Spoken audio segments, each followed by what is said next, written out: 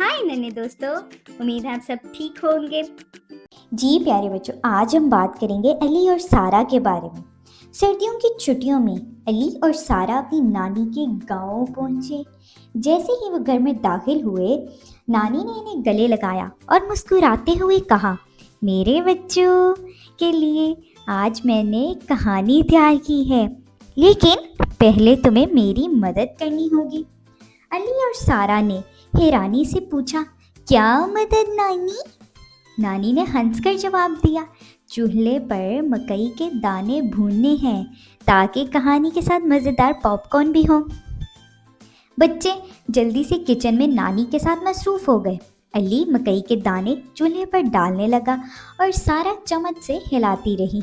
कुछ देर बाद पूरा किचन पॉपकॉर्न की खुशबू से भर गया। नानी ने सबको गर्म चादर में लपेटकर अंगीठी के पास बिठाया और कहा, कहानी शुरू की। बचपन में मैं भी तुम्हारी तरह ज़िद्दी थी। एक दिन मैं अपनी अम्मी से छुपकर गांव के जंगल में चली गई। वहाँ मुझे एक चिड़िया दिखाई दी जो अपने घोंसले के लिए तिनके जमा कर रही थी।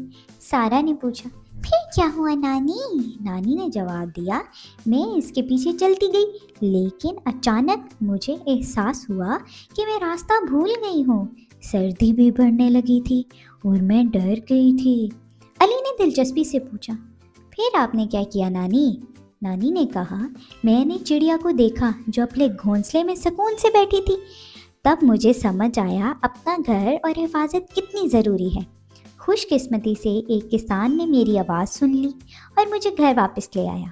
नानी ने मुस्कुराते हुए कहा, इसीलिए हमेशा बड़ों की बात माननी चाहिए और इनसे दूर नहीं जाना चाहिए। घर हमारी हिफाजत के लिए है और इसकी कदर करनी चाहिए। अली और सारा ने सर हिलाया और कहा, हम समझ गए नानी, अब हम आपकी बात मानेंगे। नानी ने बच्चों को गले लगाया और कहा, मेरे प्यारे बच्चों, यही तो सबसे बड़ा इनाम है। बच्चे खुशी से पॉपकॉर्न खाते रहे और नानी के साथ मज़ीद किस्से सुनते रहे। जी प्यारे बच्चों, आपको इस कहानी से क्या सबक मिलता है? ये कि हमें अपने पेरेंट्स के अलावा किसी के साथ नहीं जाना चाहिए और हमेशा अपने घर में रहना चाहिए।